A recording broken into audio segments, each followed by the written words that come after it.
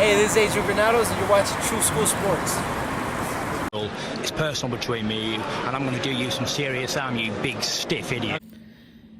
The Untouchable True School Sports Empire proudly presents something the boxing game's been missing. Hey, what's going on? It's your boy BT, and I came here to talk some boxing with the thousands of True School Sports subscribers. Now, I just got around to watching the fight with Josh Warrington and Venado Lopez. I hadn't watched it, so this is my video on that. Better late than never. But man, first and foremost, really evenly matched fight. You know, credit to both men. I think both men went out there and gave it their best efforts within their styles. Both guys try to fight to their strengths. It was a nice clash of styles, and there was a lot of things going on from the Josh Warrington side. You know, Josh Warrington, I genuinely believe, is a guy that you know, he's a kind of what I would say a meat and potatoes kind of fighter, a grinder, a guy that loves to get in your chest, and sometimes to the detriment of his own self and his opponents. As we saw in this fight, you know, it can be very dirty. You know, he led with his head. There were a lot of head clashes, but these head clashes did make Venado Lopez very uncomfortable. Now, from the Venado Lopez side of things, very unorthodox guy. If you're someone that's trying to learn how to box, this ain't the guy for you to watch, because this guy does things that break so many rules, but he makes it work for him. He fights the fight that works for him. Like, for example, this is a fighter that in his style, you know, he will leap in from miles away seemingly with left hooks from weird ass angles, and this makes it very hard to time him. You know, sometimes he'll shift and he'll kind of step back and he'll throw these, and he'll kind of cock back his right hand and throw these uppercuts. And it's just a really weird style to deal with, and factor in that he's explosive and he can punch, and he's got decent fundamentals here and there, and it can make for a difficult style to deal with. And it was for Warrington, because we saw Warrington get hit with some bone-crushing body shots, particularly early in the fight. And these things really gave him some problems. When I watch Venado Lopez fight, like when I watch the way he does things and the way he explodes, and I look at his frame, he kind of, in a way, like, I don't know if you guys agree with me, let me know in the comments, but Venado kind of fights a bit like Rolly, as far as how he explodes, and as far as just how he does things in an unconventional fashion, and as far as his frame, even as a smaller man, his frame is very similar. The way he's built, it looks a little bit like Rolly Romero. So let me know about that in the comments. But I thought Venado got out to a good start in the fight, and I thought as the fight went along, Josh Warrington really found his way in the fight, whether it be legally or illegally, because there were some times where, like, Venado got punched in the back of the head.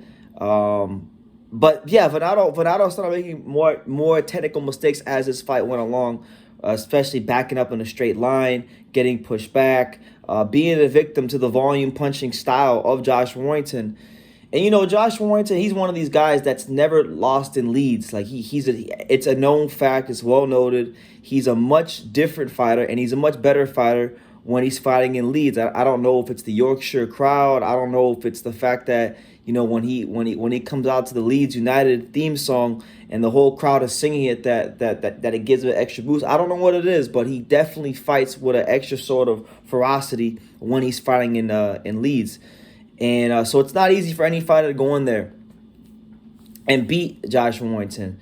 But Venado Lopez, first time for everything. Venado Lopez, in the judges' eyes, did enough to win the fight. You know, I wasn't scoring the fight, but, you know, I feel like it was close to an even fight. Could have went either way. I think I'm a little surprised, to be honest. I'm a little surprised Josh Warrington didn't get a decision, because normally, you know, when you have a hometown fighter in Leeds, you know, you got the crowd cheering with everything he does. That can sometimes influence the judges' scorecards, but that wasn't one of those cases here, as they scored it for Venado Lopez. So Josh Warrington winds up losing the fight. You know, it's unfortunate. He hasn't really had a good run of form against the Mexicans. You know, he had the fight where he got knocked out against Mauricio Lara. Then he had the rematch, which the fight got stopped because of a head clash, and it was a, you know, basically, like, yeah, it was a head clash. So the fight wasn't even official. Then, you know, was it official? Hold on, I gotta check, because I don't remember. I be forgetting, like, what happened. Was that a no contest, or did he win a technical decision? Because I remember I went live for that fight, but for some reason I'm having a bit of a brain fart. What happened with that fight? Yeah, it was a draw. I was right. So it was a draw. But yeah, Lara, he got knocked out against Lara, had a technical draw, and now he finds himself losing to Luis Alberto Lopez. So just hasn't had the best run of form against the Mexican fighters. But Mexico has another world champion, Venado Lopez, and now the featherweight division, I think it's starting to heat up just a little bit. You got Venado Lopez, who now holds the IBF. You got Ray Vargas, who holds the WBC, and you got Navarrete, who holds the WBO. And I believe Leigh Wood may have been upgraded to WBA, but don't quote me on that. But so there's a lot of good fights that can be made, and I think naturally the easiest fight to make for Venado moving forward would have to be a fight between him and the guy that they were trying to line up Josh Warrington with, and that's Leigh Wood. I think Leigh Wood versus Venado Lopez would be a really good fight. Leigh Wood's a fighter that didn't get out to the best start in his career, but he's really caught fire in his last 3 fights. Beating guys like Zhu Can, having the Fight of the Year candidate with Michael Conlon. And I think a fight with him and Venado Lopez has Fight of the Year contender written all over it. You got the awkward, athletic, gunslinging, power punching style of Venado Lopez taking on the what I think is the same style as Josh Warrington, just with a more physically stronger fighter in Leigh Wood. So that to me is the most natural fight to make. But if not that fight, I'm thinking summer of this year, going into the fall, I would like to see Venado take on Emanuel Navarrete. I think Navarrete versus him would be an amazing fight. 2 Mexican fighters, 2 champions unifying the division, and that's what it is. And listen, if Venado, and I'll throw one fight that nobody's gonna mention just because I think that this guy would beat Venado Lopez. But when my boy Angel Leo comes back, when he gets out of this contract with Mayweather Promotions and he's able to fight and participate in the sport again, he's going to be at featherweight. He's coming in with some pedigree, being the guy that held the world title in 122. I'd like to see Angelo get a win sometime early next year, within the first 4 months, and then later on fight.